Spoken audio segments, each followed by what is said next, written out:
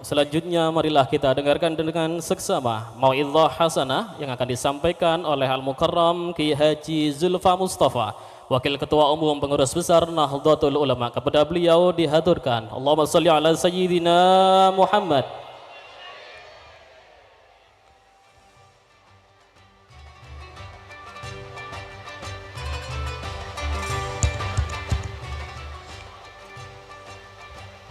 Assalamualaikum warahmatullahi wabarakatuh.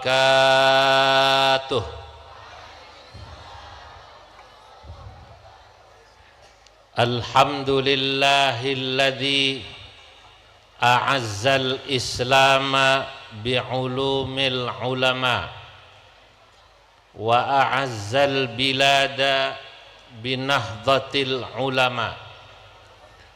Wassalatu wassalamu ala sayyidina wa habibina wa syafi'ina wa maulana Muhammadin al-qail al-ulama warathatul anbiya wa ala alihi wa ashabihi al-asfiya wattabi'ina lahum bi ihsan taraku lana ma'arifahum wa turrathahum al-gharra wath-tharra amma ba'du.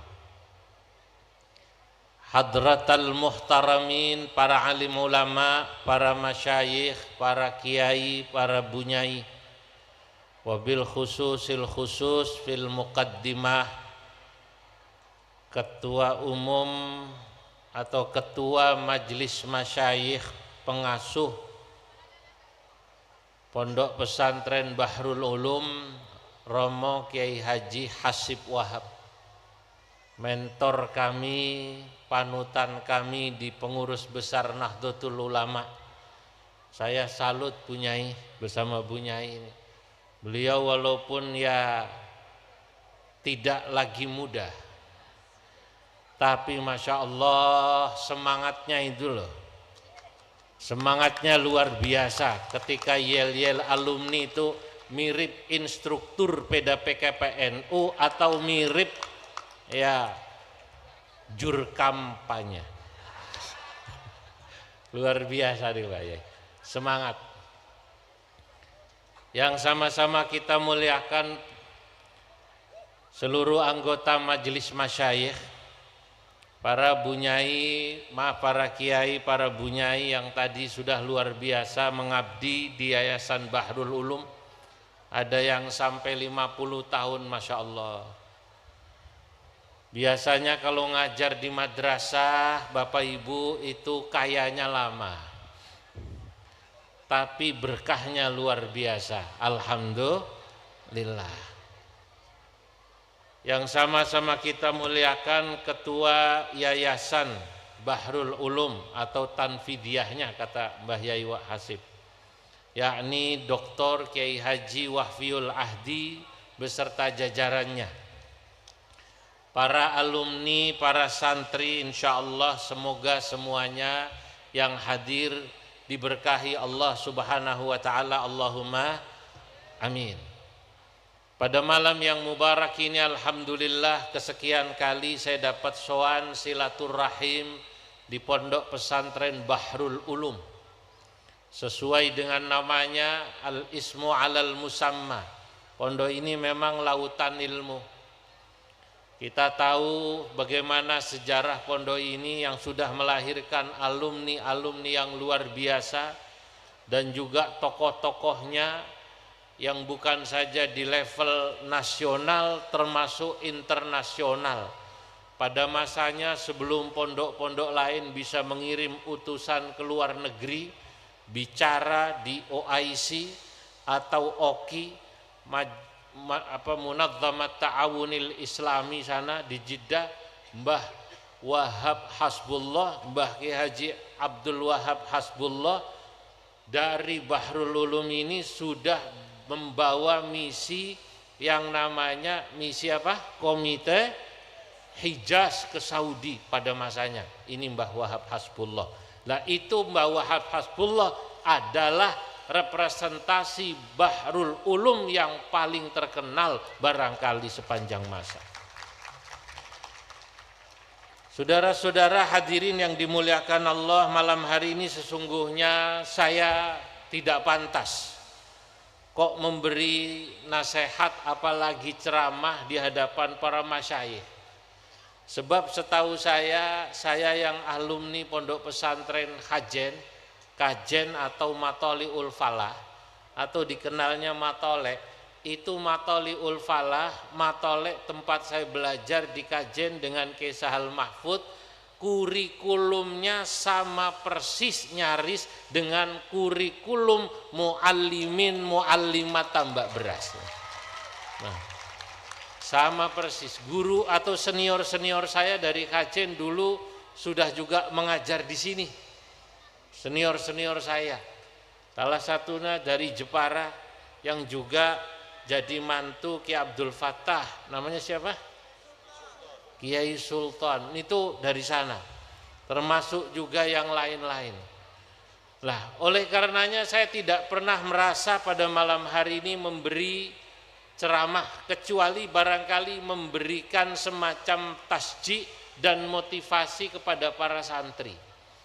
Para santri, para alumni, pada hakikatnya kita ini beruntung kalau kita belajar di pesantren seperti ini, di madrasah sini Bahrul Ulum, baik muallimin muallimatnya, itu berarti kita sudah belajar agama Islam dari sumbernya.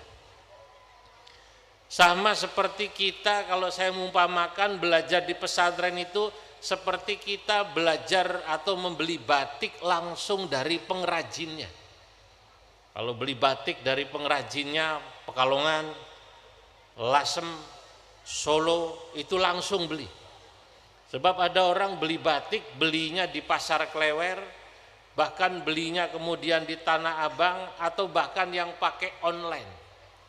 Itu beda. Belajar langsung dari pesantren pasti berbeda dengan belajar ketika dia mengambil agama dari sosial media atau tempat-tempat yang tidak bersanad. Dulu sudah pernah saya katakan itu. Ma'ajhala talabah syughluhumul yutubu yuftil jawaba wa laysa indahul kutubu ma'khadhuhul Google wal meta qad dhahabu. Mbak Meta AI Meta wa inna masanadu fil ilmi hudzahabu. Ma'ajhalat talabah, alangkah bodohnya syughluhumul yutubu, jika dia sibuk belajar agama hanya dari sekedar mendengarkan dari YouTube. Bukan tidak boleh orang mendengarkan ceramah dan pidato kiai-kiai dari YouTube, boleh. Tapi itu tidak bisa dijadikan sandaran utama. Sandaran utama tidak boleh dari YouTube. Apalagi kalau kemudian yuftil jawaba, ketika menjawab satu pertanyaan, walaysa indahul kutubu, dia tidak punya rujukan kitab. Kalau ditanya apa rujukannya, makhadhuhul Google. Makhadnya, referensinya adalah Mbah Google. Wal meta, Mbak Meta. Qad dhahabu, mengambil dari Mbah Google atau AI, kecerdasan buatan.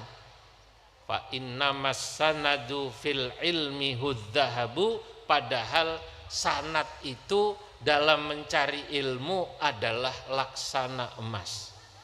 Belajar di pesantren Bahrul Ulum ini adalah sesungguhnya kita belajar ilmu agama dari sumbernya. Alhamdulillah. Bapak-bapak, ibu-ibu, saya pertama belajar pesantren itu dari belajar Quran. Belajar baca. Lama-lama dari Quran, ternyata Quran itu turunannya banyak. Kalau saya belajar nahwu, semua contohnya dari Quran. Kalau kita belajar Imriti itu, kalau kita belajar Mutammimah Al-Ajrumiyah, itu contoh-contoh nahwu. Ini yang namanya rofa, ini yang namanya nasab, ini yang namanya jer jazm, semua dalam kitab Mutammimatul Ajrumiyah dari Al-Quran. Makanya Al-Quran itu sumber daripada segala ilmu pengetahuan. Dulu katanya Sayyidina Ibnu Abbas.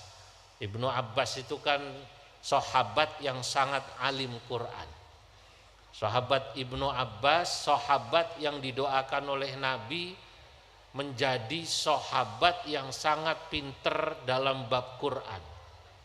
Sahabat Ibnu Abbas, saudara-saudara, Bapak Ibu para santri, beliau pernah mengatakan, Jami'ul ilmi fil Qur'ani lakin taqasara anhu afhamur rijali.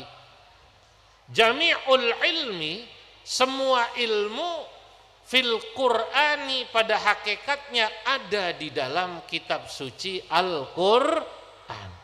Lakin, akan tetapi, taqasara anhu afhamur rijali, pemahaman manusia berbeda-beda bisa mengambil ilmu dari Al-Quran. Masya Allah. Saudara, Bapak Ibu, Quran mengajarkan kepada kita bahwa ilmu hadis, keberadaan Kanjeng Nabi itu adalah penjelas Al-Quran. Akhirnya dari Quran kita belajar hadis.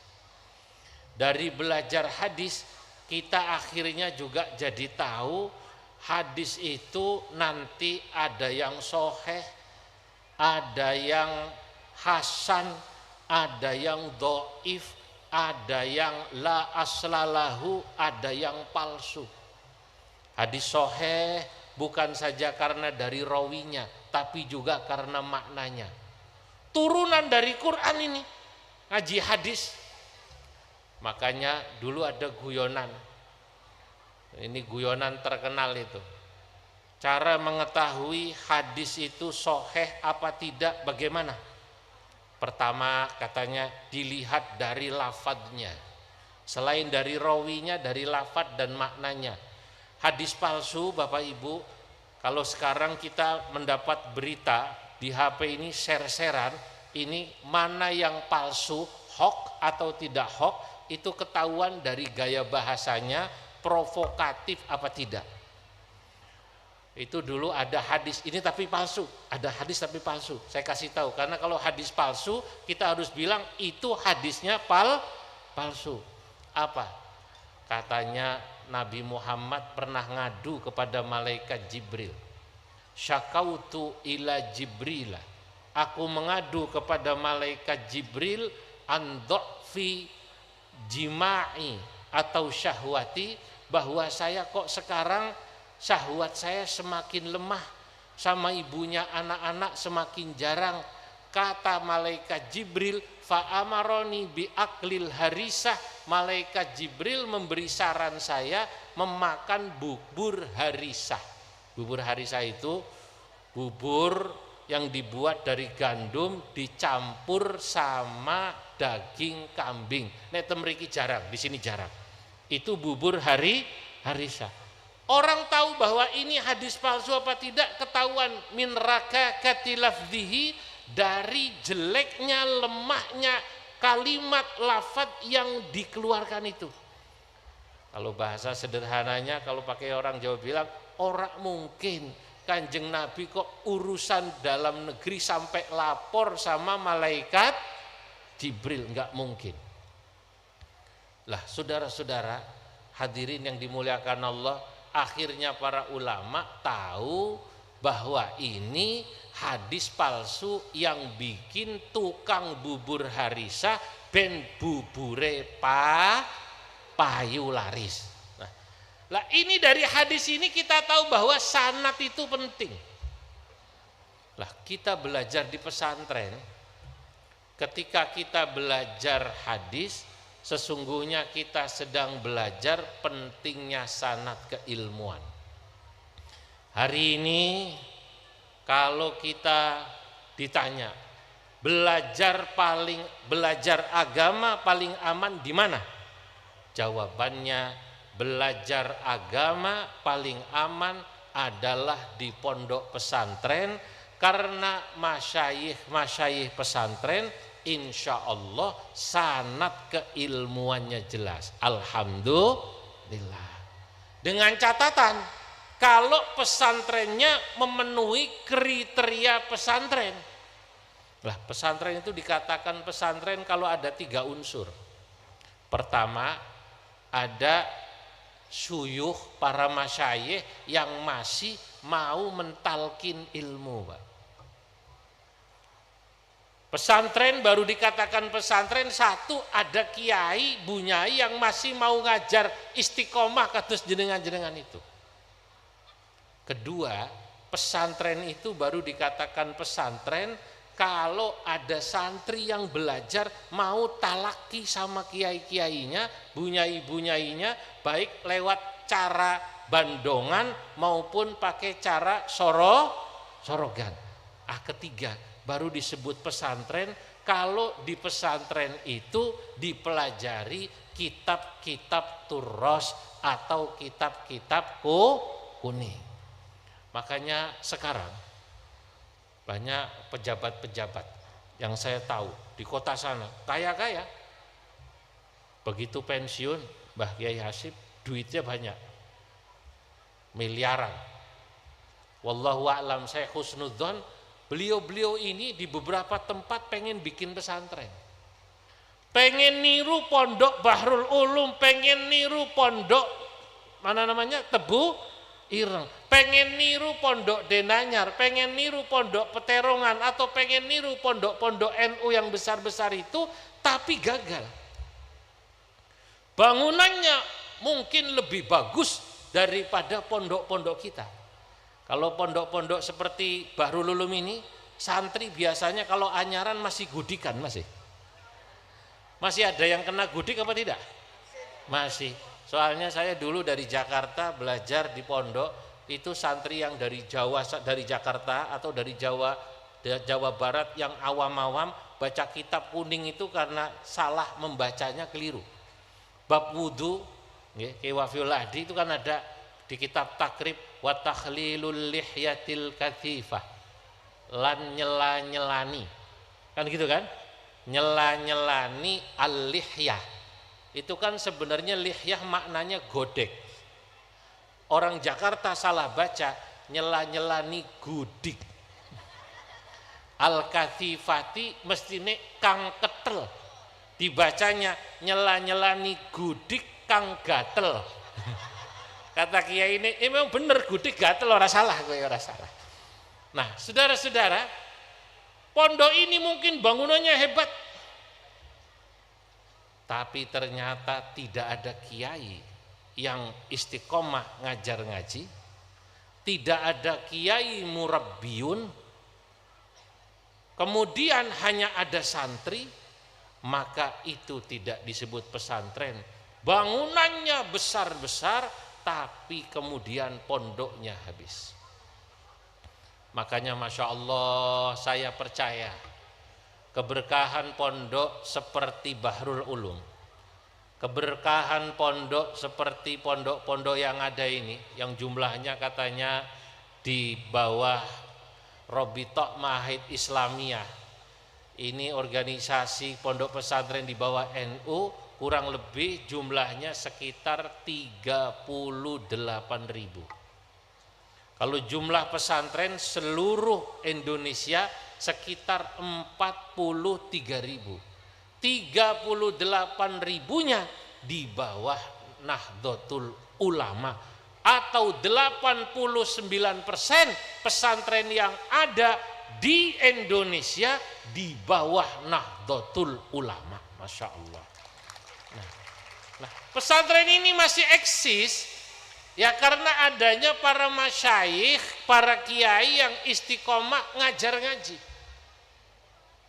kiai-kiai sederhana yang tadi, bunyai-bunyai sederhana yang berdiri di depan saya ini jujur membuat saya iri. Saya kalau ditanya kapan waktu paling saya sukai, kapan waktu yang paling indah buat saya, dua. Pertama saat saya baca kitab. Bismillahirrahmanirrahim. Qala al-musannifu, saya baca kitab, nikmatnya tidak tertara. Mohon maaf, ceramah ini buat saya kalau dibanding baca kitab, nikmatan baca kitab. Kedua, kapan saya paling nikmat? Saat saya kemudian bisa menulis, menuangkan pikiran saya. Ya, ini adalah hadza min ahla saati ayyami. Kalau saya ditanya, hadza min ahla saati ayyami, ini adalah waktu yang paling indah buat saya. Berkah. Sebab ini dipuji Allah. Kalau pidato tidak dipuji Allah. Saya belum menemukan ayat yang memuji orang-orang yang hebat di atas mimbar pidato. Tapi saya menemukan ayat yang memuji guru-guru yang istiqomah tadi, diberi penghargaan 25 tahun, 50 tahun. Itu ada itu yang memuji ayatnya. Jenengan baca itu dalam Quran. Walakin kunu rabbaniyina bima kuntum tu'allimunal kitab. Bima kuntum tu'allimunal kitab wa bima kuntum tadrusun. Kata Allah, walakin kunu rabbaniyin. Jadilah kalian sebagai ulama rabbani. Ulama rabbani itu siapa? Allah sebutkan bima kuntum tu'allimunal kitab, selama kalian masih mau mengajarkan Alkitab. Kalau sekarang ya Al-Quran dan turunan ilmu-ilmu dari Quran. Ilmu hadis, ilmu fikih, ilmu tasawuf, ilmu tauhid. Ini namanya ilmu-ilmu turunan Al-Quran. Selama kalian masih mau mengajar ini, wabima kuntum tadrusun, dan kalian masih mau deres kitab, selama itu kalian disebut rabbaniyin. Saudara-saudara, di Kajen, tempat saya mondok, cerita ini sangat masyhur. Mbah Hasyim Asy'ari punya putra namanya Gus Karim, adiknya Kiai Haji Wahid Hasyim. Gus Karim, Kiai Haji Abdul Karim, mondoknya di Kajen. Mbah Hasyim Asy'ari, saudara-saudara, ulama besar. Siapa yang tidak kenal Kiai Hasyim Asy'ari, yang punya gelar Hadratus Syekh, yang semua kiai-kiai Jawa belajar kepada Kiai Hasyim Asy'ari sesudah dulu belajar dari mana-mana, terutama dari Syekhona Khalil. Maka tidak berlebihan kalau saya katakan, kalau dulu pada masa A'immah al-Arba'ah, orang itu datang pada Imam Abu Hanifah berbondong-bondong, belajar pada Imam Malik di Medina, belajar pada Imam Asy-Syafi'i di Mesir, belajar pada Imam Ahmad bin Hambal di Baghdad. Maka dulu semua ulama tanah Jawa belajar dari Hadratus Syekh Kiai Haji Hasyim Asy'ari. Kitab yang dibaca besar-besar. Kitab apa? Kutubus Sittah. Kalau setiap Ramadan khatamannya Sahih Bukhari, Sahih Muslim. Lah Mbah Hasyim ketika tilik menengok putranya mondok di Kajen, itu menangis melihat seorang kiai namanya Kiai Abdus Salam. Kiai Abdus Salam itu kakeknya Kiai Sahal. Kakeknya Kiai Sahal Mahfud, Sahal Mahfud, Sahal bin Mahfud, Mahfud bin Abdus Salam. Mbah Salam ini hafal Quran, tapi ngajar ngaji anak-anak kecil. Rupanya Kiai Hasyim nangis. Kata beliau pada Kiai Abdus Salam, karena usianya mungkin lebih sepuh, wallahu a'lam, saya tidak tahu persis. Ya Allah Kang Salam, kata Ki Hasyim Asy'ari, panjenengan beruntung bisa ngajar ngaji anak-anak kecil ini. Saya kok pengen ngajar ngaji Quran seperti jenengan nggak bisa. Loh. Kiai Hasyim ingin ngajar ngaji anak-anak, Pak. Tapi nggak bisa karena sudah kadung yang datang pada Kiai Hasyim Asy'ari kiai-kiai besar. Ternyata Rabbaniyun itu sebagian ulama mengartikannya manhumur rabbaniyun.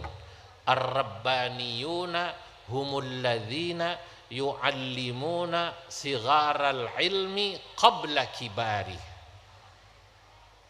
Ulama rabbani adalah ulama yang mau mengajar ilmu yang kecil-kecil, yang remeh-remeh kelihatannya, tapi kemudian baru beliau mengajar kitab yang besar-besar. Maka ulama yang hebat itu ulama sing purun mucal lare-lare alit. Waktu saya sebelum ke kajen, saya itu belajar di Pekalongan. Belakangan saya baru paham ini. Dari kitab ini kemudian saya baca, oh pantas. Dulu yang ngajar saya kitab Hidayatus Sibyan. Di Tambak Beras, Hidayatus Sibyan tajwid kelas berapa nih Ibu Nyai? MI kelas pinten? Kelas pinten? Kelas 1, kelas 2 kan? Kelas 3 ya? Ya mungkin udah lain-lain. Saya kecil ngaji Hidayatus Sibyan, saya baru sadar yang mengajar saya ulama besar. Mustasyar NU yang dulu Rais Syuriah NU. Usianya 70 tahun. Mursyid Thariqah. Namanya Kiai Bakri. Yang ngajar saya jurumiyah itu Rais Syuriah, santrinya Mbah Hasyim, kiai sepuh, kiai besar, namanya Kiai Ilyas Jaza. Bisa dicek, beliau pernah jadi Rais Syuriah NU Pekalongan. Kalau di sini tuh ya Mbah Kiai Nasir lah, Mbah Kiai Nasir. Itu ngajar saya jurumiyah. Baru sekarang saya pahami, oh inilah yang disebut ulama rabbani. Ulama napa? Rabbani. Makanya Bahrul Ulum. Insya Allah bisa melewati usianya yang ke-200 tahun bukan karena gedungnya semakin bagus Gus Wafi. Bukan karena dosen-dosennya semakin hebat, bukan karena semakin banyak jurusan-jurusannya. Menurut saya insya Allah Bahrul Ulum akan tetap eksis menjadi tempat yang sesuai namanya Bahrul Ulum ketika kiai-kiainya, guru-gurunya masih istiqomah menjadi kiai Rabbani. Sebab sekarang menjadi kiai Rabbani niku berat. Sugiye suwe. Sugiye napa? Suwe, Pak. Kalau pengen cepet kaya itu bukan jadi murabbiyun, tapi mulabbiyun. Bukan murabbiyun, tapi apa? Murabbiyun. Kalau murabbiyun itu biasanya itulah ulama yang bisa membuka ghita, tutup daripada muridnya kemudian jadi pinter karena dibuka oleh Allah ghitanya.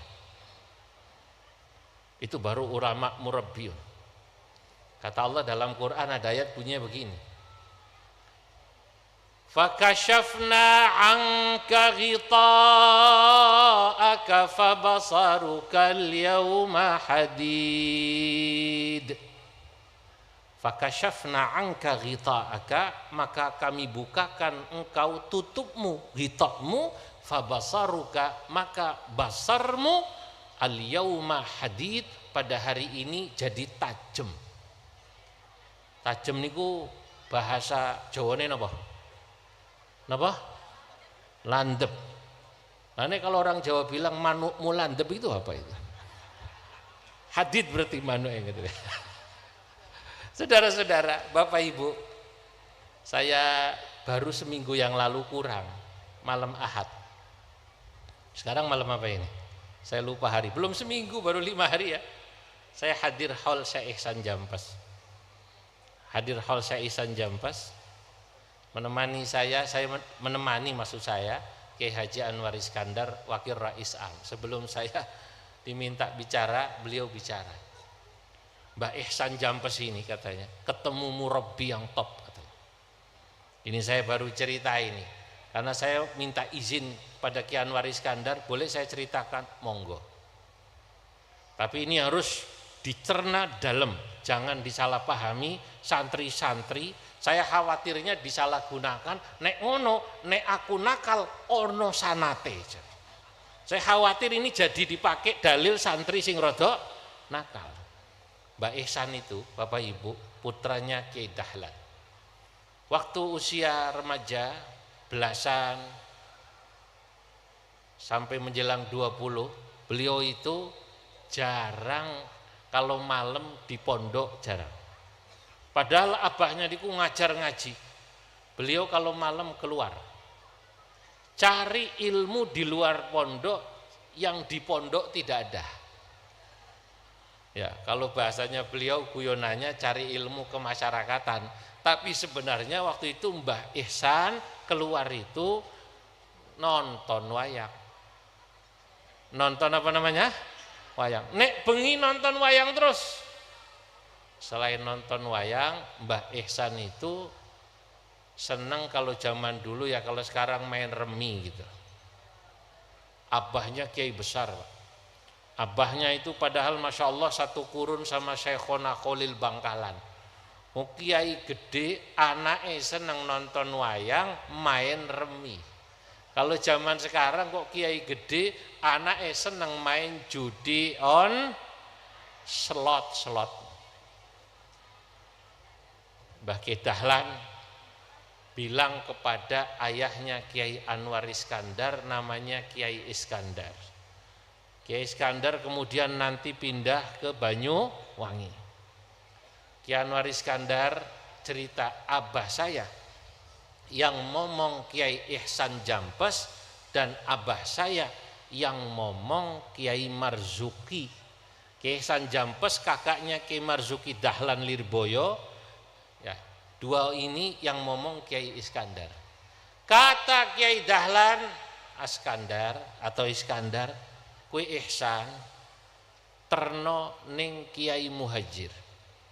Ini Ihsan kamu antar ke Kiai Muhajir atau Kiai Khozin Bendo. Bendo ini daerah pun ini kok. Pare. Ini terkenal ulama yang selalu menghatamkan kitab Ihya, hatam balik lagi, termasuk Kiai Sahal Mahfud sebelum ke Sarang. Dari kajian Kiai Sahal Mahfud ke Bendo, ke Kiai Khozin, Kiai Muhajir. Kiai Sahal Mahfud saya masih ingat ketika saya pasaran, beliau menjelaskan sanad Ihya-nya. Beliau katakan, waqad khatamtu kitabal Ihya'i min syaikhina al-arif billah asy-syekh Khozin asy-syekh Muhajir atau Syekh Khozin. Kullah illa fi mawadi' fatatni ba'dul fatrat. Saya masih ingat itu. Beliau itu kalau sama santri kelas 3 aliyah soalnya nggak pakai bahasa Arab. Kalau diterjemahkan kira-kira ini kata Kiai Sahal, aku ngaji kitab Ihya karo Kiai Khozin sama Kiai Muhajir Bendo. Kullah min awalihi ila akhirihi, dari awal sampai akhir khatam aku ngaji Ihya. Illa fi mawadi'ah, kecuali di beberapa tempat fatatni ba'dul fatrat, yang saya kelewat pada beberapa tempat. Dibawa ke sana, sampai sana dikasih wiridan 40 hari kurang lebih, masuk ke kamar. Begitu selesai wiridan, entah apa kata Kiai Iskandar, riadohnya Kiai Ihsan dari Kiai Muhajir, dari Mbah Kiai Khozin. Tapi begitu selesai riadoh 40 hari tenger-tenger. 40 hari apa namanya? Tenger-tenger. Nah ini cuman ini dikasih minum seteguk waras. Begitu sesudah waras, kata orang Jawa, ngidap-ngidapi. Apa namanya? Mengagetkan. Masya Allah. Langsung itu. Fakashafna anka ghita'aka fabasarukal yauma hadid. Nah, ulama murabbiyun ini adalah ulama yang bisa membuka ghita, tutup santri yang tadinya tidak faham jadi faham, Mbak.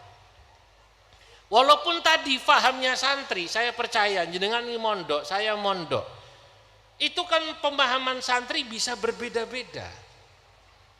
Mungkin ada orang yang fahamnya banyak tapi ada yang pendek. Maka tadi kata sahabat Ibnu Abbas, jami'ul ilmi fil Qur'ani lakin taqasara anhu afhamur rijali. Semua ilmu pada hakikatnya ada di Quran, hanya pemahaman manusia ketika menggali Al-Quran tergantung ghitoknya seberapa dibuka oleh Allah. Ya, ada yang cukupan, ada yang banyakan. Kalau yang banyak tajam, jadinya hadidul basirah. Apa namanya? Hadidul basirah, penglihatannya tajam. Kalau lihat ilmu cepat paham. Nah, ada juga orang yang kalau lihat amplop itu tajam itu. Kalau lihat amplop niku tajam, punya imun jindah, itu namanya hadidul bisyarah. Nek ndelok bisyarah iku wah paham iki. Oh iku tipis. Oh tapi walaupun tipis ki duit kafir katanya. Duit kafir iku dolar kata Gus Aam ya Gus ya.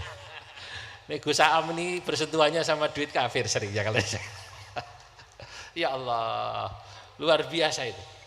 Nah saya itu ternyata begitu sudah dewasa, ya Allah, lah kok ilmu itu yang saya dapat yaitu dari semua yang saya pelajari di pesantren, semua saya bisa ambil itu.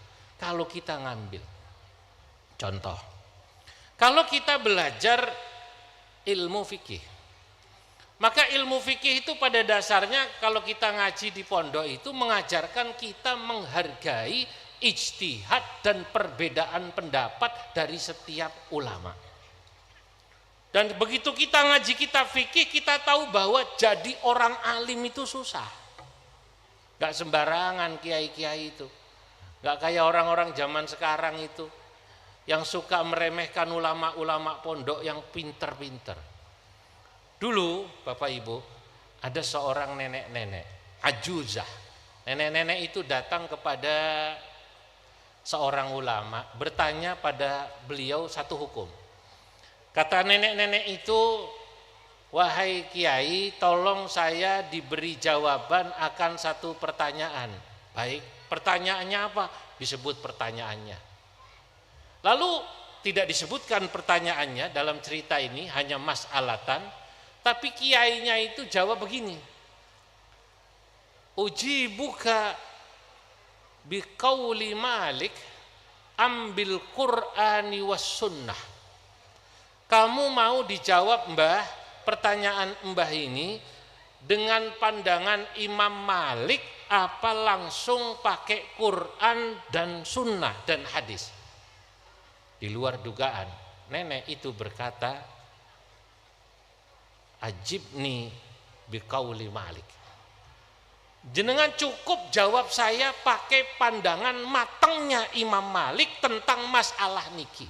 Misalnya Mbah niki bertanya tentang hukum zaujatul mafqud. Seorang wanita yang suaminya tidak pulang-pulang. Niku cara fikih disebutnya al-mafqud. Kalau bahasa sekarang Bang Toyib, apa namanya? Bang Toyib 2 kali puasa, 2 kali lebaran. Wahai kiai, nek ana wong wadok kok bojone gak balik-balik niku pripun carane?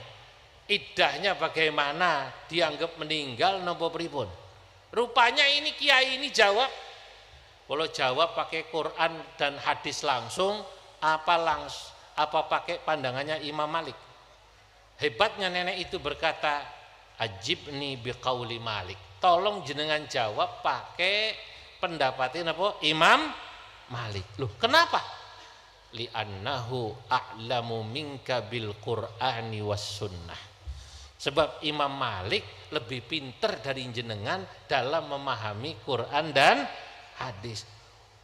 Dari sini kita bisa tahu bahwa fikih sebagai produk ijtihad yang sudah dikeluarkan oleh para ulama, itu ulama dahulu pasti lebih paham tentang Quran dan hadis. Santri-santri Tambak Beras sama seperti santri Kajen. Tadi saya tanya ke Wafiul Ahdi, tes kitabnya kalau muallimin kelas 6 nopo Gus? Kitab tahrir nggih? Sami mboten? Tahrir, kula nggih tahrir. Kalau kelas 3 sanawiyah, kalau 3 muallimin ten mriki napa kitabe? Tes kitabe wonten mboten? Kalau di Kajen dulu saya kelas 3 sanawiyah matan goyah takrib sama Fathul Majid. Niku abah saya ketika saya kelas 3 sanawiyah baca takrib, bapak saya itu jawabnya, Zul, woi maca takrib ora usah bangga, kucing be iso maca. Abah saya itu panas saya. Wah, maca takrib jare kucing iso maca. Saya pikir nanti tak baca kitab lebih gede-gede. Begitu aliyah saya baca kitab macam-macam rodok gede-gede lah. Mulai ngerti Basul Masail, baca kitab gede-gede. Abah saya biasa saja. Begitu saya baca kitab yang rada gede-gede, Tahrir, Ghayatul Wusul, Bulughul Maram, Tafsir Jalalain, Majmu', abah saya juga biasa saja. Biasa. Nek kowe iso ngarang kitab, aku lagi ngalem. Wah, ngarang kitab ki piye carane, Pak? Tapi ternyata itu motivasi saya. Alhamdulillah pas Covid nih Gus. Pas Covid itu kalau ngarangnya. Yang dulunya belajar nazam ya rapati pinter padahal kok lama-lama bisa. Nah, ternyata ilmu itu kadang-kadang waktu kita di pesantren belum begitu tadi hadits, tapi nanti pelan-pelan 10-20 tahun lagi jadi hadits. Waktu saya ditanya enggak tahu. Gimana bisa nulis dengan uslub begitu? Wallahu a'lam. Tapi saya percaya, ma fil aba fil abna, ma fis syuyukh fit talabah. Saya percaya makalah ini, apa yang bapakmu punya biasanya kamu bisa. Apa yang guru-gurumu melakukannya insya Allah jenengan bisa.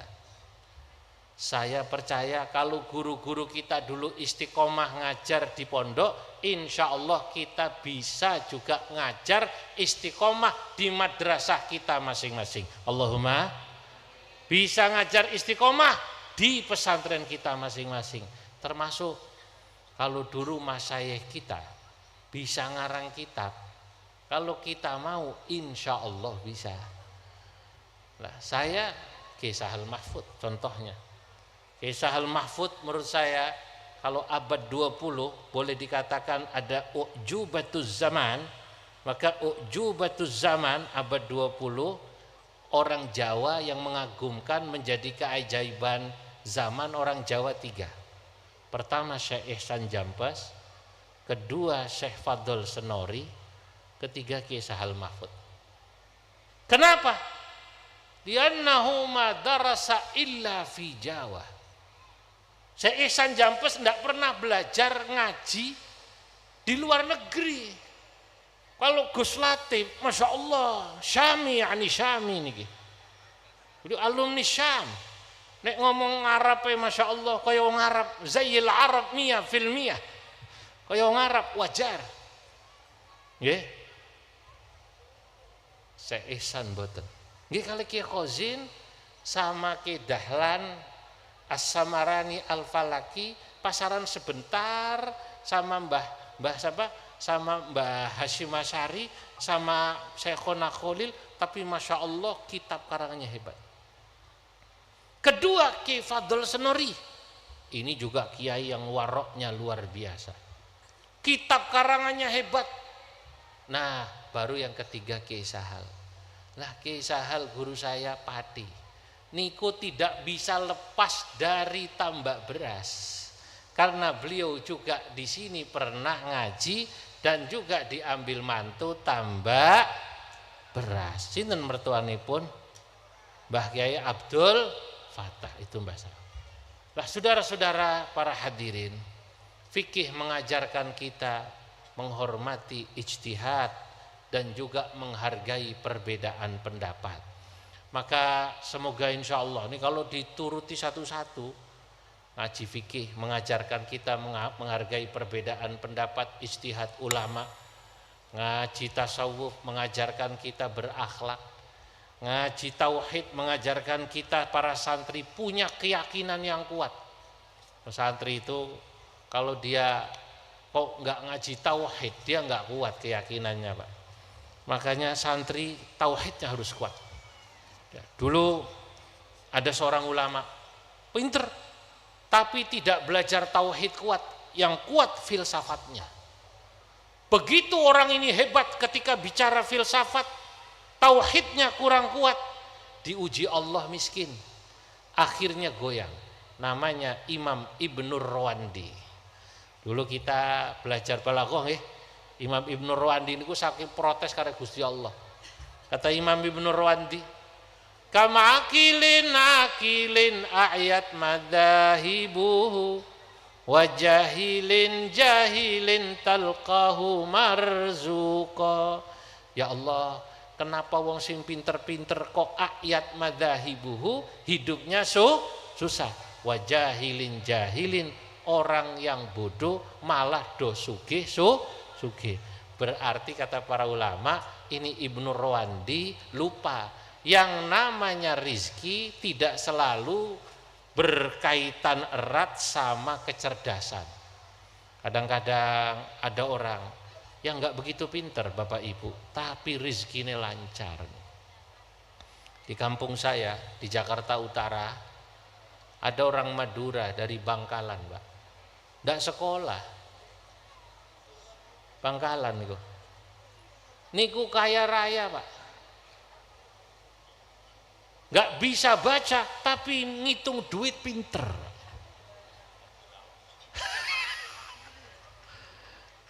Kaya raya, Pak. Masya Allah. Lah berarti yang namanya rizki tidak selalu berkaitan erat sama nopo kecerdasan. Kadang-kadang yang gelarnya dokter nih lho, duitnya kalah Gus Wafi, kalah sing mboten sekolah nih. Dokter nggopo ya ora sugih-sugih. Ya Allah, lah niku ilmu tauhid. Nah, intinya para hadirin, para alumni, kita semua di pesantren ini, para santri dibekali seluruh ilmu tauhid, ilmu tafsir, ilmu fikih, ilmu tasawuf, dan itu ilmu semua adalah bekal kita hidup buat bermasyarakat. Tidak kita sadari bahwa pesantren ini pada hakikatnya surah musaghharah minal mujtama. Pesantren itu katanya miniatur masyarakat. Semua yang nanti kita temukan di masyarakat pada hakikatnya kita sudah pelajari di pesantren, termasuk bentuk karakter masyarakat kita temui di pesantren. Di pesantren saya mau tanya, ada apa tidak santri sing medit nih? Ada ya? Nek entuk kiriman jajan, kirimannya diumpetno nang lemari, dikunci ini ngoten. Ada napa mboten? Wonge teko. Zaman semono wonge teko. Lah begitu kita ke masyarakat kita temukan orang pelit. Ada orang egois di pesantren, wangel ditoto karepe dhewe. Nanti di masyarakat kita akan temukan seperti itu. Ada orang yang senang khidmah. Di pondok senangi khidmah, ngalahan. Dan itu kita temukan juga di masyarakat, orang yang ngalahan semacam itu. Ternyata orang yang senang khidmah ketika di pesantren senang ngalahan sama kiai manut, sama teman-temannya Masya Allah mau melayani, biasanya jauh lebih sukses daripada santri yang egois walaupun pinter. Karena khidmah itulah yang membuat kita hidup barokah. Allahumma amin. Hadirin yang dimuliakan Allah, ini yang bisa saya sampaikan. Semoga insya Allah sekali lagi Pondok Pesantren Bahrul Ulum yang sudah memasuki abad kedua, tadi kata Kiai Wahfiul Ahdi, ini patokannya tahun 1825, maka sudah 2 abad. Ya ini luar biasa bisa bertahan semacam ini. Tadi kalau kata Ibnu Khaldun, peradaban itu biasanya 2 abad habis, 2 abad habis. Oh banyak Gus, nggak sampai 2 abad pondok-pondok sudah gulung tikar itu banyak. Saestu kata. Rupanya tadi putra-putra kiai, putri kiai tidak mau istiqomah jadi murabbiyun. Senenge jadi mulabbiyun, berhenti mulang. Ada lagi. Pondok niku belum 2 abad sepi. Dulu terkenal santrinya ribuan di Jawa Tengah ini. Sekarang 100 saja tidak ada, 50 saja tidak ada. Ngapunten. Ternyata putra-putra kiai keturunannya itu mboten kompak. Alhamdulillah Bahrul Ulum hebat nih strukturnya. Wonten Suriah, wonten Tanfidiyah. Suriah seperti Mbah Hasib Wahab, Gus Aam, hanya ya memantau. Komisaris nggih, kiai nggih. Komisaris, preskom. Tanfidiyah ini direktur utamanya Gus Wapi. Tapi 50 ribat yang ada di Bahrul Ulum kok bisa kompak begini? Masya Allah, tolong ini tetap dijaga. Asli, saya belum lama dari daerah situ, belum lama. Sampai saya nggak tegel ceritanya. Saya tanya sama Gusnya ini yang cucunya, kenapa pondok itu habis? Pondok itu habis. Ngapunten, putra-putra kiai keturunannya mboten rukun. Kalau ada yang mondok di situ, aja mondok kono, ngun kowe. Ono ora iso ngaji kiai ini. Aja mondok kono, kene ae. Bubar. Nah, maka sistem ini dijaga terus dan para dzurriyah tambak beras harus punya kesamaan visi untuk menjaga ini. Sekian, wallahul muwaffiq ila aqwamit thariq. Wassalamualaikum warahmatullahi wabarakatuh. Pasuwun untuk memimpin